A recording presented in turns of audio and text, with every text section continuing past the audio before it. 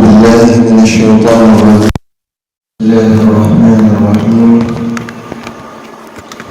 السلام عليكم ورحمة الله وبركاته.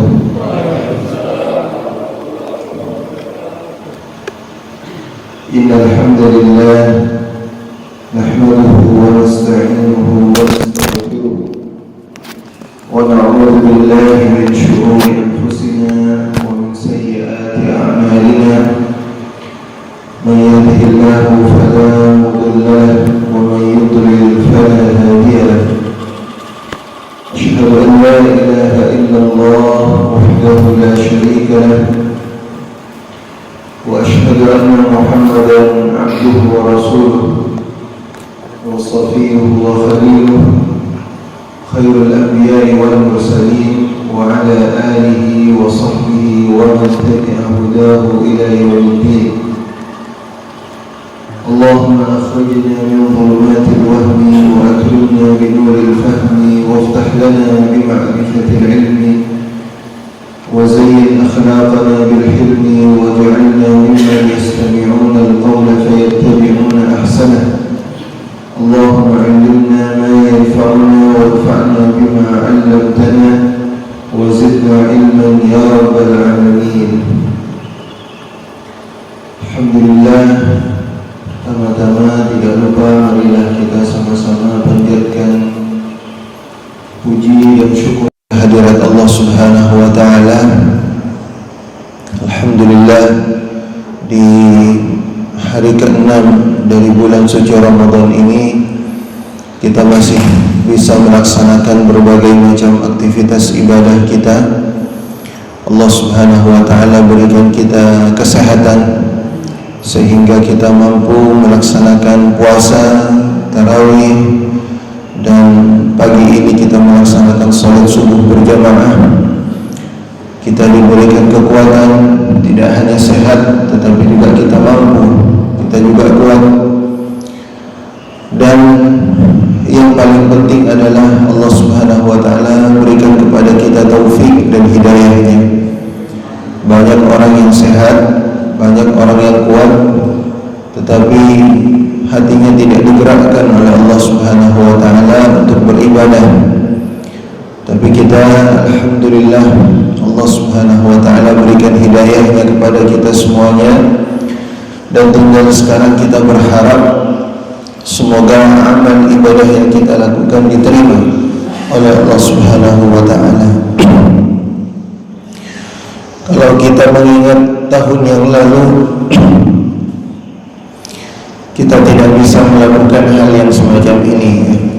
Tarawih pun juga di rumah, masjid-masjid juga ditutup Ramadan pada tahun yang lalu. Tapi alhamdulillah Allah sedikit demi sedikit mulai menghilangkan, menghindarkan segala macam penyakit dari kita semuanya. Walaupun mungkin ada di antara keluarga teman kita yang sudah terlebih dahulu dipanggil oleh Allah Subhanahu wa taala, mudah-mudahan mereka dalam rahmat dan lindungan Allah Subhanahu wa taala. Salawat beserta salam tidak lupa sama-sama kita kirimkan kepada Rasul kita Nabi Muhammad sallallahu alaihi wasallam, teladan kita, sosok yang paling kita rindukan, dan juga kepada keluarga, para sahabat, serta salafun salih yang melanjutkan dan meneruskan perjuangan beliau hingga yaumil akhir nanti. Jamaah sekalian yang dimuliakan oleh Allah Subhanahu wa taala, pada pagi hari ini kita akan melanjutkan kajian kita dalam kitab Al-Adabul Mufrad, karya dari Al-Imam Al-Bukhari, dan kita insyaallah akan membahas bab yang terakhir dari birrul walidain. Nanti setelah ini ada bab yang lainnya dari kitab Al-Adabul Mufrad.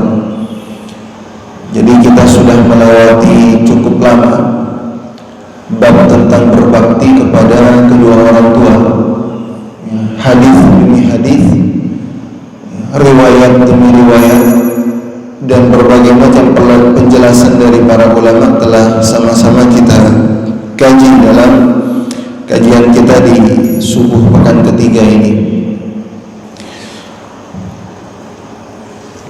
Yang pertama yang akan kita bahas adalah bagaimana mengajak orang tua yang non-muslim, mendoakan orang tua yang non-muslim.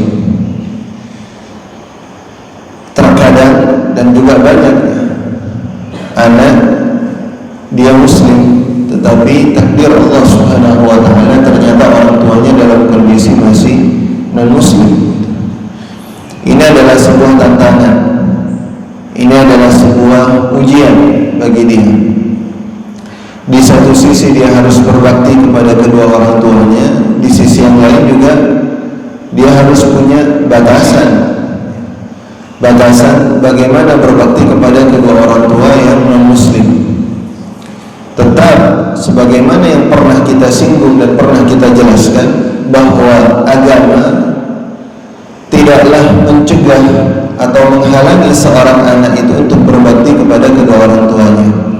Agama, perbedaan agama, walaupun dia adalah seorang Nasrani, Yahudi, Buddha, Hindu, Konghucu dan sebagainya, maka seorang anak tetap harus berbakti kepada kedua orang tuanya, memberikan perhatian, memberikan kasih sayangnya, memberikan rasa cintanya kepada orang tuanya. Dan perhatian, kepedulian yang paling utama adalah bagaimana dia berusaha agar orang tuanya mendapatkan hidayah dari Allah Subhanahu wa taala. Itu yang harus diusahakan. Jadi bukan hanya sekedar materi yang diperhatikan, bukan hanya kesehatannya saja yang diperhatikan oleh anaknya, tetapi yang lebih utama adalah bagaimana kemudian dia bisa mentransfer iman kepada orang tuanya. Nah, kita langsung saja karena nanti ada beberapa bab ya, agar waktu kita ini cukup ya. Riwayat dari Abu Hurairah. Abu Hurairah radhiyallahu anhu, beliau berkata, "Ma sami'a bi ahadun Yahudiyyun wala Nasrani." Tidaklah satupun mendengar tentangku, ya, tentang Abu Hurairah. Tidak ada satupun orang yang mendengar tentang diriku, Yahudiyyun wala Nasraniyun, baik itu bahkan orang Yahudi dan Nasrani, illa ahabbani, kecuali dia akan mencintaiku, kecuali dia akan cinta kepadaku. Tidak ada orang yang mengenal tentang diriku, ya, mengenal dengan baik, dengan benar, gitu, dia pasti akan mencintaiku, katanya Abu Hurairah. Nah, ini kenapa sebabnya? Kok tiba-tiba Abu Hurairah berkata demikian? Nah, nanti ada sebabnya di akhir dari hadis ini. Inna ummi kuntu uriduha 'ala al-islam fataba. Ibu saya selalu ingin agar ibu saya itu masuk Islam, tapi dia selalu menolak. Dia selalu menolak. Saya ajak dia kepada Islam, dia menolak, tidak mau dia. Faqultu laha, aku mengajak lagi, fa'abat, tapi dia enggak mau, tetap tidak mau. Fa'ataitu Nabi sallallahu alaihi wasallam, aku pun mendatangi Rasulullah sallallahu alaihi wasallam. Faqultu, aku berkata kepada Rasulullah, ud'ullaha laha, ya Rasulullah, tolong ya Rasulullah, doakan untuk ibu saya. Nah, ini doakan apa ini? Doakan agar ibunya itu masuk Islam, dapat hidayah. Ud'ullaha laha, ya Allah, ya Rasulullah, tolong doakan ibu saya. Nah, ini jadi pelajaran ya bagi kita semuanya, bolehnya kita untuk memintakan doa kepada orang yang saleh, kepada orang yang saleh gitu, orang yang alim, orang yang dia lurus istiqamah di jalan Allah Subhanahu wa taala. Kita datang kepadanya, tolong, umpamanya ada kiai, ada ustadz atau siapalah itu, atau orang saleh manapun, kita tahu masya Allah dia istiqomahnya ke masjid, akhlaknya baik dan sebagainya. Kemudian kita minta kepada dia, tolong doakan untuk anak saya, tolong doakan untuk orang tua saya, tolong doakan untuk fulan, untuk istri saya, untuk suami saya dan sebagainya. Itu boleh saling mendoakan. Akhirnya Rasulullah berdoa, fada'a. Rasulullah pun mendoakan ibu dari Abu Hurairah. Fa'ataituha. Setelah itu aku pun datang aku pulang ke rumah. Wa qad ajafat 'alaiha al-bab. Dia, orang tua saya, ajafat 'alaiha al-bab, pintunya itu ditutup, ya, tertutup. Faqalat ya Abu Hurairah. Tiba-tiba kemudian ibunya ini berkata kepada Abu Hurairah, wahai Abu Hurairah, inni aslamtu, saya sekarang sudah masuk Islam. Dia berkata, jadi ini Abu Hurairah belum masuk pintu, ya, sudah terlihat dari kejauhan. Lalu ibunya berkata kepada Abu Hurairah, wahai Abu Hurairah, sekarang saya sudah masuk Islam, inni aslamtu. Akhirnya Abu Hurairah belum sempat masuk, balik lagi ke Rasulullah. Fa akhbartu Nabi sallallahu alaihi wasallam. Karena dari saking gembiranya, dia kembali kepada Rasulullah dan memberi kabar. Fa akhbartu Nabi, saya beritahu Rasulullah sallallahu alaihi wasallam. Fa qultu, aku pun berkata, ud'ullah li wa li ummi. Ya Rasulullah, doakan lagi saya dan untuk ibu saya. Jadi tadi sudah minta doa lagi. Doakan untuk saya ya Rasulullah dan untuk ibu saya. Ini kalau doanya orang saleh memang berbeda, ya. Tentunya ini orang saleh siapa saja, tidak harus orang yang dia bergelar ustaz, dia kiai, tidak. Terpenting dia adalah orang saleh, dia taat kepada Allah Subhanahu wa taala. Dan boleh jadi apa? Orang yang tidak disangka-sangka gitu. Orang yang tidak disangka-sangka, mungkin dia adalah seorang tukang beca, ya, tapi ternyata dia punya doa yang mustajab kepada Allah Subhanahu wa taala. Bisa jadi semacam itu. Nah, Abu Hurairah berkata lagi kepada Rasulullah, ud'ullah li wa li ummi, doakan untuk saya dan untuk ibu saya ya Rasulullah. Apa kata Rasulullah? Allahumma, ya Allah, abduka Abu Hurairah wa ummuh, hambamu ini yang bernama Abu Hurairah dan juga ibunya, ahibbahuma ilan nas, berikanlah dia rasa cinta di hati manusia. Artinya jadikan orang itu untuk cinta kepada Abu Hurairah. Ini ikhwatul iman. Jadi kalau kita mau minta doa atau ingin berdoa, jangan pernah melupakan orang tua kita. Jangan pernah melupakan orang tua kita. Ustaz, sudah meninggal lama sudah Ustaz. Justru itu. Karena yang dibutuhkan oleh orang tua apa juga? Doa dari kita. Makanya sampai Abu Hurairah itu selalu yang ada di pikirannya itu adalah bagaimana ibunya juga selalu diikut sertakan oleh dia dalam doanya Rasulullah sallallahu alaihi wasallam. Makanya kita pernah tahu ini Abu Hurairah ini memang spesial. Baktinya kepada ibunya itu luar biasa. Pernah dalam bab yang sebelumnya kalau kita ingat, Abu Hurairah kalau masuk ke rumah orang tuanya, jangankan masuk, ya, masih berada di halamannya, di kampungnya itu, di halaman rumahnya, datang dari berpergian sudah lama, datang, dan dia ketika masuk akan bertemu dengan ibunya. Apa katanya Abu Hurairah? Assalamualaikum warahmatullahi wabarakatuh. Seperti biasa, kalau kita assalamualaikum warahmatullahi wabarakatuh, rahmatillah kama rabbaitini saghiran. Itu dilanjutkan oleh Abu Hurairah. wahai ibuku, semoga engkau diberikan rahmat oleh Allah Subhanahu wa taala sebagaimana dahulu ketika aku masih kecil engkau selalu menyayangi dan mendidikku. Nah, akhirnya dibalas sama ibunya.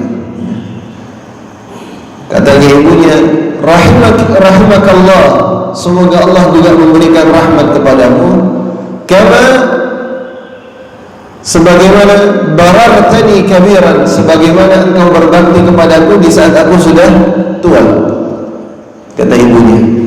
Jadi indah betul ini anak sama orang tua saling doa-mendoakan. Ya, apa ada yang enggak senang dengan itu? Ketemu sama anaknya terus didoakan, ya. Terus nanti orang tuanya mendoakan anaknya. Waduh, ini satu hubungan yang begitu indah gitu. Semacam itu. Nah, ini perlu kita seorang anak itu jangan pernah melupakan itu. Makanya setiap kali dalam doa-doa kita setelah sholat itu selalu itu disertakan orang tua dalam doa-doa kita. Nah, ini juga doa dari Rasulullah Sallallahu Alaihi Wasallam ini satu legitimasi bahwa Abu Hurairah ini adalah orang yang dicintai. Jadi kalau ada orang yang tidak senang dengan Abu Hurairah, dia benci kepada Abu Hurairah, berarti dia tidak mendapatkan bagian dari doanya Rasulullah Sallallahu Alaihi Wasallam. Sebab Rasulullah doanya apa? Ya Allah, jadikanlah Abu Hurairah sebagai orang yang dicintai oleh manusia. Jadi kalau ada orang yang suka membenci kepada Abu Hurairah, mencela Abu Hurairah, pertanda orang ini apa? Tidak mendapatkan bagian dari doanya Rasulullah Sallallahu Alaihi Wasallam. Nah, baik, ini bab yang pertama. Bab yang berikutnya ini penting. Birrul walidaini ba'da mautihima, berbakti kepada kedua orang tua yang sudah wafat. Biasanya ada pertanyaan sebelumnya adalah kajian berbakti kepada kedua orang tua dan orang tuanya masih hidup. Ustaz, ini terlambat ini. Saya sudah meninggal ini, gimana ini? Baru tahu sekarang Ustaz ini. Ternyata berbakti kepada kedua orang tua semacam itu. Sekarang sudah wafat, bagaimana caranya? Ini ada ini. Jadi Rasulullah SAW memberikan pintu kesempatan. Ya, Islam itu masih ada jalan berbakti kepada kedua orang tua yang sudah wafat. Hadis dari Abu Hurairah. Jadi memang Abu Hurairah ini banyak sekali hadis-hadisnya terkait dengan bakti kepada kedua orang tua. Turfa'u lil mayyit ba'da mautihi darajatuhu. Jadi seorang mayit, kata Abu Hurairah, akan diangkat derajatnya. Derajatnya itu akan diangkat mayit itu. Terus naik. Fayaqul, kemudian mayit ini berkata, "Ay Rabb, wahai Tuhanku, ayu syai' hadha? Ini ada apa ini? Kok bisa semacam ini? Kok bisa saya diangkat derajat saya terus itu naik, padahal amal saya itu tidak seberapa. Amal saya itu pas-pasan, sepertinya tidak sampai pada tingkatan semacam ini. Kenapa ini? Kok bisa ini?" Jadi ada seorang mayit yang nanti akan bertanya kepada Allah Subhanahu wa taala semacam itu. "Ay Rabb, wahai Tuhanku, kenapa kok saya bisa sampai pada tingkatan yang tinggi semacam ini?" Apa kata Allah Subhanahu wa taala? Fayuqal, dijawab, "Waladuka istaghfara lak." Anakmu beristighfar untukmu. Anakmu beristighfar untukmu. Hadis yang berikutnya ini hampir sama. Dalam hadis yang lainnya Rasulullah Sallallahu Alaihi Wasallam juga berkata bahwa ada seorang mayit yang diangkat terus derajatnya, dan ditanya juga, kenapa saya mendapatkan tingkatan dan derajat yang begitu tinggi? Apa kata Allah Subhanahu Wa Taala? Hada bistighfari waladika lak. Ini dikarenakan disebabkan oleh anakmu yang selalu beristighfar, memintakan ampunan untukmu. Jadi kalau anak itu selalu memintakan ampunan untuk orang tuanya, itu tanpa disadari ternyata membuat orang tuanya itu semakin tinggi derajatnya. Masya Allah, ya. Allahumma firli wa liwalidayya. Kita yang diajarkan oleh Allah Subhanahu wa taala. Makanya Kata para ulama, bakti yang paling mudah, ya, ukuran bakti yang paling kecil itu adalah ketika seorang anak itu masih mau berdoa kepada kedua orang tuanya, untuk orang tuanya. Wa qala rabbuka alla ta'budu illa iyyah wa bil walidayni ihsana imma yablughanna 'indaka al-kibara ahaduhuma aw kilahuma fala taqul lahumā uffin wa la tanharhumā wa qur rabbi irhamhumā kamā rabbayani shaghīran. Rabbi ighfirli wa li walidayya warhamhumā kamā rabbayani shaghīran. Itu kita doakan, ya Allah berikanlah ampunan dan kasih sayang kepada aku dan juga kepada orang tuaku, sebagaimana dahulu kelak ketika aku masih kecil mereka juga menyayangiku, ya Allah gitu. Dan kasih sayang orang tua itu luar biasa, nggak bisa terbalaskan, ikhwatal iman. Ini yang sudah menjadi orang tua tentunya akan merasakan hal itu. Tapi kalau belum menjadi orang tua, masih belum merasakan apa yang pernah dirasakan oleh orang tuanya. Dan kita pernah tahu juga dalam hadis ini bagaimana seorang anak yang dia menggendong ibunya itu, ya, dari satu negeri kemudian sampai ke Makkah, dia tawaf, ya, dia tawaf terus sampai 7 kali sambil digendong ibunya. Dia datangi Ibnu Umar, ya, Abdullah bin Umar ada di situ. Ditanya, gimana wahai Ibnu Umar, kira-kira apa yang saya lakukan tadi itu sudah bisa membalas kebaikan ibu saya?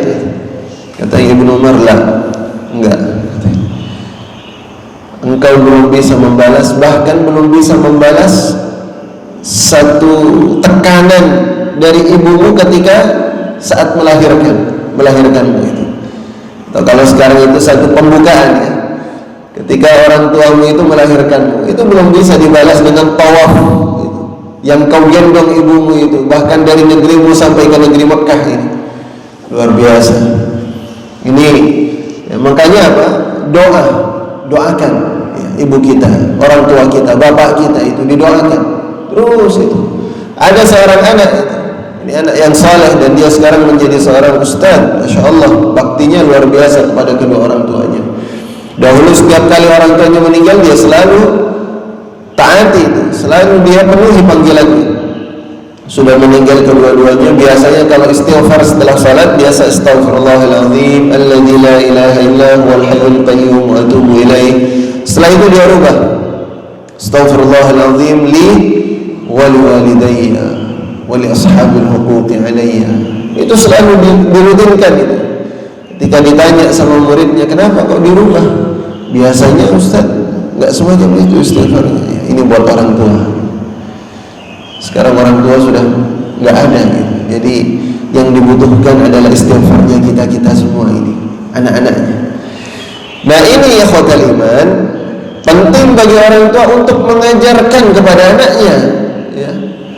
Jangan sampai kemudian dibiarkan. Makanya pentingnya seorang anak itu diajarkan pendidikan agama, diajarkan doa-doa, diajarkan bagaimana mendoakan kedua orang tuanya gitu. Jangan dia dibiarkan saja keluar main atau bermain game dan sebagainya, sampai kalau sudah wafat anaknya kebingungan, saya mau sholatin jenazah gimana caranya ini, saya mau istighfar untuk orang tua saya gimana caranya. Nah, itu apa sebabnya? Karena dulu orang tuanya tidak mengajarkan kepadanya. Nah, ini yang kena ruginya siapa? Orang tuanya sendiri. Makanya ajarkan kepada anak itu istighfar untuk orang tuanya, bagaimana dia berdoa, bagaimana dia membaca Al-Quran, dan nanti akan kita lihat ternyata itu adalah investasi kita itu. Investasi besar itu adalah seorang anak. Jangan dibiarkan. Jangan hanya perhatian kepada bagaimana makanannya, ya, itu perlu diperhatikan dan harus diperhatikan. Bagaimana kesehatannya, tapi juga keimanannya kepada Allah itu juga harus wajib perhatian utama kita. Sebagaimana dahulu Nabiullah Ibrahim alaihissalam memperhatikan anaknya itu, yang pertama kali doa yang diminta oleh Ibrahim apa? Rabbi ja'alni muqimas salah wa min dzurriyyati. Ya Allah, jadikan aku ini sebagai orang-orang yang menegakkan salat dan juga keturunanku, anakku. Bukan cuma aku tapi anakku juga, ya Allah.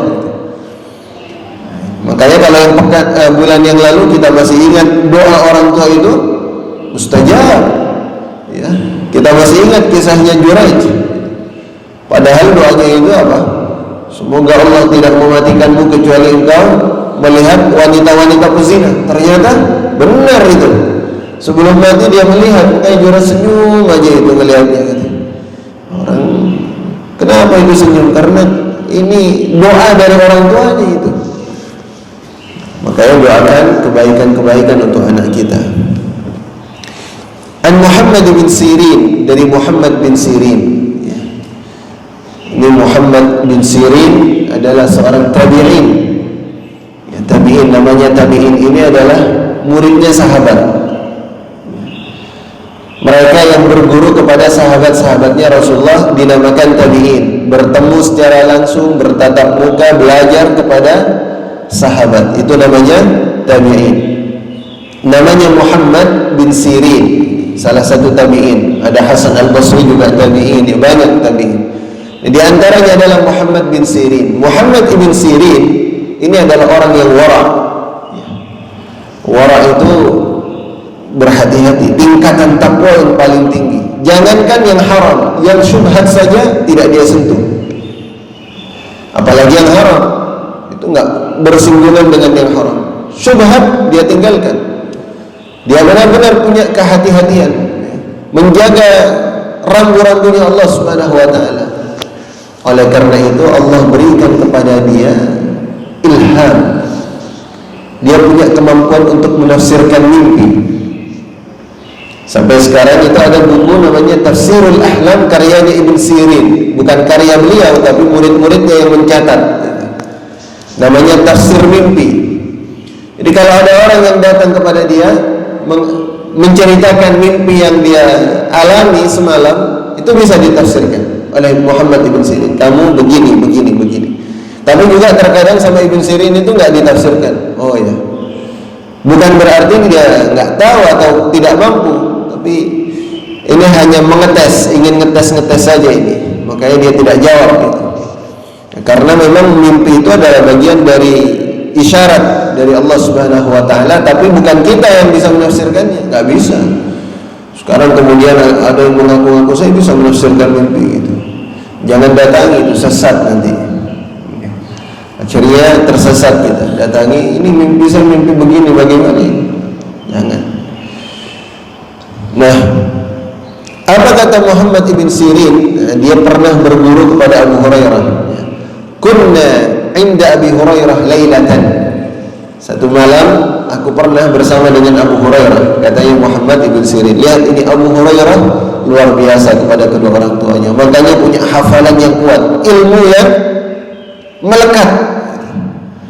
Ilmunya itu luar biasa Abu Hurairah. Selain karena doanya Rasulullah dulu, karena memang didoakan oleh Rasulullah, Abu Hurairah ini mendapatkan ilmu yang tidak dilupakan. Selain itu apa? Bakti kepada kedua orang tua. Ingat, rahasia untuk dapat ilmu yang bermanfaat itu adalah berbakti kepada kedua orang tua. Ya. Satu malam saya bersama dengan Abu Hurairah. Faqala, dan Abu Hurairah berkata di malam tersebut, dia berdoa. Apa katanya Abu Hurairah? Allahumma ghfir li Abi Hurairah wa li ummi wa liman istaghfara lahuma. Ini doa mantap ini. Ya, apa kata Abu Hurairah? Ya Allah, doakan, ya Allah berikanlah ampunan untuk Abu Hurairah dan berikanlah ampunan untuk ibu Abu Hurairah.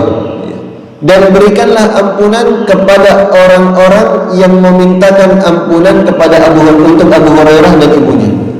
Luar biasa. Ya. Berikanlah ya Allah ampunan untuk Abu Hurairah, untuk saya ya Rasul ya Allah, dan untuk ibu saya, kata Abu Hurairah. Dan juga berikan ampunan kepada setiap orang yang memintakan ampunan untuk Abu Hurairah dan ibunya. Jadi setiap orang, kalau kita sekarang Allahumma ghfir li Abi Hurairah wa li ummihi, ya Allah berikanlah ampunan kepada Abu Hurairah dan ibunya, maka kita akan mendapatkan doanya Abu Hurairah. Abu Hurairah mendoakan dari dulu, siapa-siapa yang memintakan istighfar untuk Abu Hurairah dan ibunya, saya juga akan memintakan ampunan untuk dia. Ini kan doanya mantap, ini bagus ini. Akhirnya apa? Ibn Sirin, Muhammad Ibn Sirin itu ketika mendengar itu, dia berkata, "Fanahnu nastaghfir lahuma." Kita pun setelah itu minta ampunan kepada Allah untuk Abu Hurairah dan ibunya. Kenapa? Hatta nadkhula fi da'wati Abi Hurairah, agar kita juga mendapatkan bagian dari doanya Abu Hurairah. Kita amalkan ini, mintakan ampunan untuk Abu Hurairah dan ibunya. Insyaallah doanya Abu Hurairah juga kita dapatkan, ikhwatal iman. Masya Allah dapat doanya Abu Hurairah. Ya, ini kan satu kemuliaan gitu. Abu Hurairah, ya, seorang yang menghafalkan hadis dan penghafal hadis yang paling banyak dari kalangan sahabat. Ya, sekaligus ini bagi orang-orang yang memusuhi Abu Hurairah dari kalangan orang-orang Syiah, ya, yang biasa mencela Abu Hurairah, nggak dapat yang semacam ini, justru dapat laknat dari Allah Subhanahu wa taala.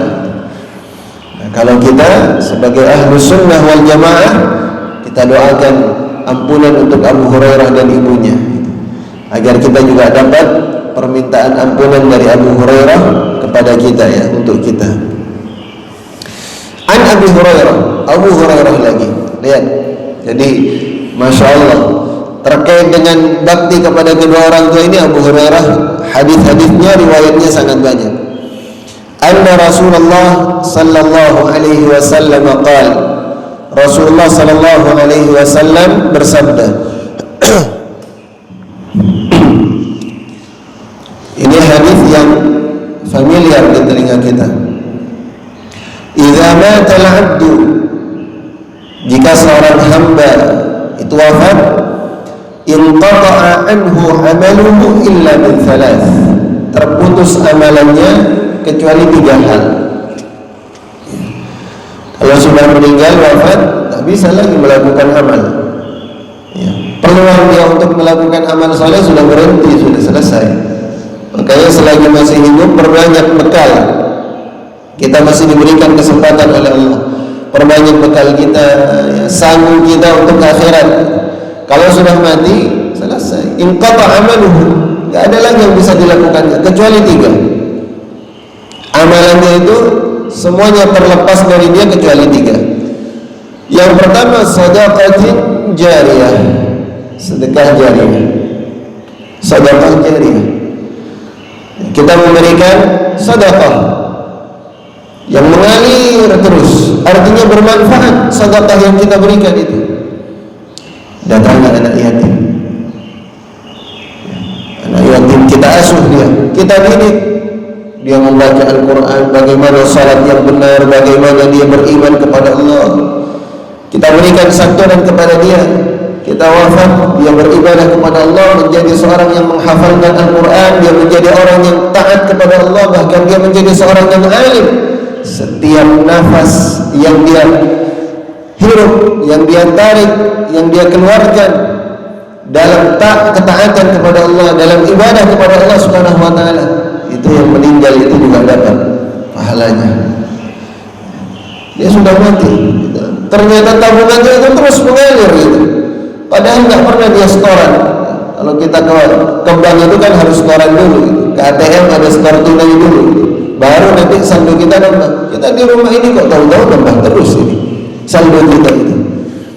Kenapa? Nah, itu anak yatim yang dulu pernah kita bimbing, kita santuni dia, ternyata dia menjadi anak yang saleh, tumbuh dewasa menjadi orang yang taat beribadah kepada Allah Subhanahu wa taala. Satu saja kalau kita bimbing, kita bina, Masya Allah, luar biasa itu. Ini contoh ada di masjid seperti ini misalnya, ada kebutuhan sesuatu hal yang perlu dibutuhkan oleh masjid untuk dakwah, untuk kepentingan sholat. Kita datangi takmirnya, saya ingin menyumbang karpet, atau sepertinya ini belum ada penerangnya yang masih kurang, umpamanya saya mau kasih itu, atau sound systemnya, atau apalah itu. Setiap orang Makanya dia berikan karpet, sholat di atasnya. Dia sholat di atas karpet tersebut. Ini orang yang ngasih sudah meninggal. Tapi setiap orang yang sholat di atas karpet yang kita berikan itu, sajadah yang kita berikan, atau uang yang kita berikan untuk kemakmuran dari masjid ini, pahala itu mengalir kepada kita, ikhwatul iman. Gak terasa, tahu nambah terus, saldonya nambah terus. Dari mana ini ya kata? Setelah dicek, oh itu. Ternyata di masjid Al-Fitrah dulu saya memberikan sumbangan, atau di masjid yang lainnya dan sebagainya. Saya berikan untuk kemaslahatan dakwah, untuk kemakmuran masjid. Begitu ikhwatul iman. Atau dia mungkin ingin membangun masjid karena dia punya dana banyak atau punya tanah, saya wakafkan di jalan Allah Subhanahu wa taala. Pembebasan tanah ini, saya bebaskan tanah ini dan dibangun masjid. Silahkan yang mau bangun masjid di tanah saya. Wah, ini luar biasa ini. Yang semacam ini, setiap orang yang sujud, berdoa, istighfar, tilawah, itu mengalir kepada kita pahala-pahalanya itu. Insyaallah. Jadi begitu, sedekatin jariyah atau ilmin yuntafa'u bih, ilmu yang bermanfaat. Ilmu yang bermanfaat, ilmu yang diajarkan. Kita punya ilmu ini, sekarang dapat ilmu ini, bahwa ternyata istighfar kepada orang tua itu adalah penting. Kita ajarkan anak kita, bermanfaat ilmu kita itu. Wah, itu yang nanti akan menjadi jariyah terus itu. Makanya dalam satu hadis Rasulullah berkata apa? Tentang Abu Bakar, bahwa seandainya imannya Abu Bakar itu ditimbang dengan imannya seluruh umat, siapa yang menang? Imannya Abu Bakar itu lebih unggul. Kalau kita renungkan, ya wajar.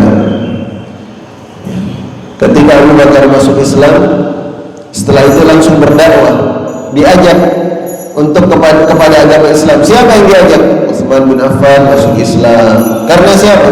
Abu Bakar. Abdurrahman bin Auf karena Abu Bakar. Zubair bin Awam karena Abu Bakar. Sa'ad bin Abi Waqqas karena Abu Bakar. Talha bin Ubaidillah itu juga karena Abu Bakar. Bilal bin Rabah bebas dari perbudakan karena Abu Bakar. Ini sahabat-sahabat kaliber. Jadi semua amal yang mereka lakukan, Abu Bakar dapat nggak pahalanya? Dapat, ikhwatul iman. Luar biasa. Jadi makanya Abu Bakar itu apa? Sampai sekarang ini kita mungkin ini karena siapa? Abu Bakar. Apa yang kita lakukan sekarang ada di majelis ini, kita sholat, itu Abu Bakar dapat. Kenapa? Karena yang pertama kali mentransfer ilmunya Rasulullah adalah Abu Bakar. Sehingga kemudian banyak dari sahabat-sahabat besar itu yang masuk ke dalam agama Islam. Maka tidak aneh kalau kemudian Rasulullah berkata, kalau imannya Abu Bakar ditimbang dengan imannya seluruh umat, masih kalah ini imannya seluruh umat ini. Ya, semacam itu. Nah, kita juga sama, ilmu yang bermanfaat diajarkan. Diajarkan itu bukan hanya disampaikan, tapi diamalkan. Boleh jadi kita mengamalkan satu ilmu, ada orang yang melihat, ternyata termotivasi, kita di rumah ngaji, kita Masya Allah, dan ternyata istri kita atau saudara kita melihat, oh kayaknya enak ya itu. Atau kita pergi ke masjid, ternyata ada orang yang melihat, karena melihat kita pergi ke masjid, akhirnya dia mau pergi ke masjid. Pahala dia itu kita juga dapat. Ilmun yuntafa'u bih. Kita meninggal, ternyata kita pernah punya apa? Dulu mengajarkan di sini, mengajarkan fulan, mungkin mengajarkan Iqra, ya. Ada Iqra 1, 2, 3, 4. Itu jangan dianggap remeh dan sepele itu. Kalau dia bisa membaca Al-Quran dengan mahir, dengan tajwidnya, sampai bisa menghafalkan Al-Quran setiap hurufnya, itu yang meninggal gurunya itu dapat pahalanya. Setiap yang kita baca ini Al-Quran yang kita baca sekarang, mulai dari Al-Fatihah, Al-Baqarah, Alif Lam Mim, Dzalikal Kitabu La Raiba Fihi Hudal Lil Muttaqin. Guru pertama kita yang mengajarkan Iqra itu Alif, Ba, Ta, Tha, Jim. Dapat itu. Tapi orang banyak menyepelekan ini dengan guru Iqra, enggak dianggap itu. Padahal itu yang pertama kali menuntun. Yang pertama kali menuntun dia gitu. makanya berikan penghargaan yang sepantasnya gitu kepada para pengajar yang semacam itu gitu. Waladin salihin yad'u lah. Yang ketiga, anak saleh yang mendoakan dia. Investasi besar ini. Makanya kita itu kalau mau buat tabungan itu anak dididik dengan baik, diajarkan Islam, diajarkan tentang iman, diajarkan Al-Quran. Sebab kebaikannya itu nanti akan kembali kepada kita. Makanya petaka bagi orang tua yang dia membiarkan anaknya meninggal. Tahu sudah. Bahkan ada yang datang itu semacam itu. Kenapa tadi saya mengatakan, Ustaz, ini saya nggak tahu sholat jenazah. Karena memang ada yang nanya tata cara sholat jenazah di saat orang tuanya itu sudah wafat, nggak tahu deh. Ini sudah inna lillahi wa inna ilaihi raji'un untuk orang tuanya. Ini inna lillahi wa inna ilaihi raji'un untuk ini anaknya ini. Musibah yang berikutnya ini bahkan lebih besar musibahnya daripada kematian orang tuanya ini. Yang semacam ini di kita itu banyak. Coba cek deh. Kita keluar rumah, cek satu persatu itu anak-anak muda, tahu nggak caranya doa buat orang tua gitu. Kalau sholat jenazah gimana? Nanti kalau orang tuanya meninggal gimana nanti sholat jenazahnya? Itu kelabakan gitu. Gagal. Apa doanya? Rakaat pertama itu baca apa? Rakaat kedua itu membaca apa? Bukan rakaatnya. Takbir pertama baca apa? Takbir kedua baca apa? Takbir ketiga baca apa? Takbir keempat itu baca apa? Nggak tahu dia. Ini diajarkan karena apa? Investasi. Diajarkan Al-Qur'annya. Kalau sudah meninggal nggak bisa baca Al-Qur'an. Bisu.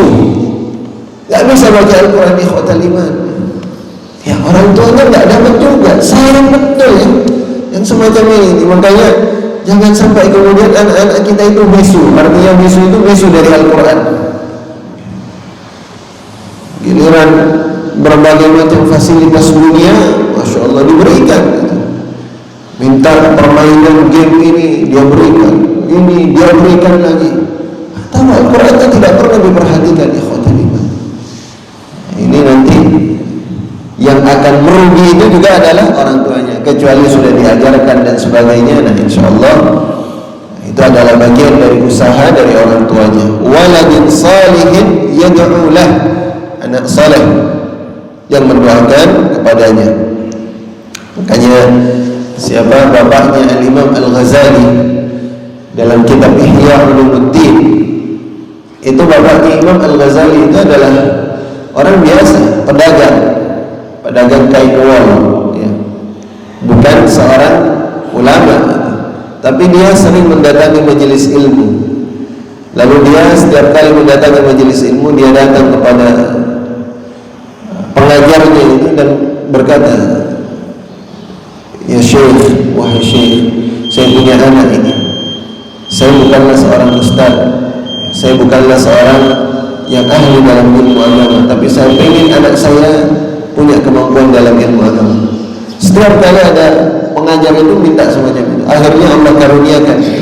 Dia meninggal, Imam Ghazali, Masya Allah, karyanya luar biasa besar itu. Ihya Ulumuddin, kitab Al-Mustasfa, kitab yang lainnya, Mau'izah, kitab-kitabnya luar biasa dan sekarang jadi rujukan-rujukan kita. Nah ini waladin salihin yad'u lah. Dari Ibnu Abbas, anna rajulan qala, ada seseorang yang datang, ya Rasulullah, wahai Rasulullah, inna ummi tuwfiyat wa lam tusi. Wahai Rasulullah, sesungguhnya ibuku itu telah wafat dan tidak memberikan wasiat kepadaku. Afa yanfa'uha an atasaddaqa anha? Kira-kira kalau saya sedekah mengatasnamakan ibu saya berguna tidak ya Rasulullah? Sampai tidak kepadanya ya Rasulullah? Apa kata Rasulullah? Na'am, iya, sampai. Ini hadis sahih disebutkan oleh Al-Imam Al-Bukhari. Jadi ini adalah sahih, kita mau infak sedekah dengan mengatasnamakan ibu saya sampai. Al-Imam An-Nawawi mengatakan wasairul amal, dan amal apapun juga insya Allah akan sampai kepada orang tua kita, bisa sampai. Makanya salah satunya adalah umrah. Kalau banyak orang yang nanya ketika membimbing umrah itu, sampai enggak ya kalau umrah itu untuk orang tua saya? Oh iya, boleh, silahkan. Yang terpenting kamu sudah umrah untuk dirimu dulu gitu. Sebab itu yang dikatakan oleh Rasulullah ketika ada orang yang berhaji, labbaik Allahu, saya labbaik Allahu hajjatan wa umratan, dan untuk siapa gitu? Untuk orang tuanya. Syukrullah ya. Kemudian ditanya, siapa itu? Saya ini, untuk itu orang tua saya. Kamu sudah haji? Hajjun alaika, kamu sudah berhaji untuk dirimu dulu? Belum. Nah, haji untuk dirimu dulu, baru nanti buat orang tua. Jadi silakan kita mau infak, sedekah ya, untuk apa, atas nama orang tua kita, silakan. Apalagi wakaf gitu. Dan orang-orang di Arab sana itu, saya 10 tahun atau ya, kurang lebih 11 tahun yang lalu ya, sempat menangani selama 1 tahun beberapa muhsinin ya, donatur dari Timur Tengah itu, yang mana mereka ingin membangun masjid di daerah-daerah, dan saya menjadi penerjemahnya pada saat itu. Semuanya itu, semuanya, saya katakan semuanya mengatasnamakan orang tuanya. Mengatasnamakan orang tuanya. Ada yang cuma membangun apa aja? Toiletnya aja. Untuk di masjid itu toiletnya luar biasa, dibangun dengan bersih dan mewah gitu. Bagus. Itu untuk apa, orang tuanya gitu. Ada yang membangun masjid di satu daerah itu, di daerah Lombok gitu, dengan mengatasnamakan orang tuanya. Ada di Sukabumi, ada di mana-mana. Itu sempat saya menangani itu dengan beberapa orang dari orang-orang donatur dari Timur Tengah ya, insyaallah. Kemudian bab yang berikutnya sedikit lagi ini, di antara bakti kepada orang tua ketika sudah meninggal, apa kata Rasulullah? Inna abarral bir an yasilar rajulu ahla wuddi abi. Di antara bakti yang terbaik, ini bakti yang terbaik kepada orang tua yang sudah wafat, apa itu? Kita berhubungan baik dengan teman baiknya orang tua. Siapa yang disenangi sama orang tua kita? Makanya ini perlu diperhatikan. Perlu diperhatikan. Ini ada orang-orang yang suka dengan orang tua kita, berhubungan baik selama ini, entah paman kita, entah siapa, teman kita, teman dari bapak kita, tetangganya dan sebagainya itu. Dia Masya Allah selama ini apa? Selama hidupnya orang tua kita itu baik itu. Nah ini jangan kemudian diputus. Sudah selesai orang tua saya, sudah nggak ada lagi silaturahim dengan mereka. Nah, di antara bakti yang terbaik kata Rasulullah apa? Engkau tetap menjaga hubungan baik dengan teman-teman baiknya orang tua. Sekarang kita cari itu, siapa teman orang tua kita dulu. Bahkan dalam hadis yang lainnya, kasih hadiah kepada dia. Karena apa? Ketika kita berhubungan baik dengannya, duduk dengannya, orang nanti temannya, bapak kita atau ibu kita itu akan cerita, dulu itu orang tua kamu Masya Allah begini. Akhirnya kebaikannya diceritakan. Dan akhirnya apa? Didoakan. Mudah-mudahan rahmat Allah Subhanahu wa taala untuk orang tuamu ya. Gitu. Itu makanya apa? Dijaga itu. Dan niatkan itu sebagai bakti kita kepada orang tua kita.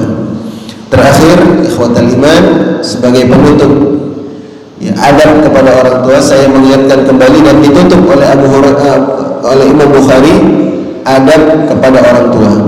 An Urwah anna Abu Hurairah absara rajulain. Urwah meriwayatkan bahwa Abu Hurairah pernah melihat ada 2 orang.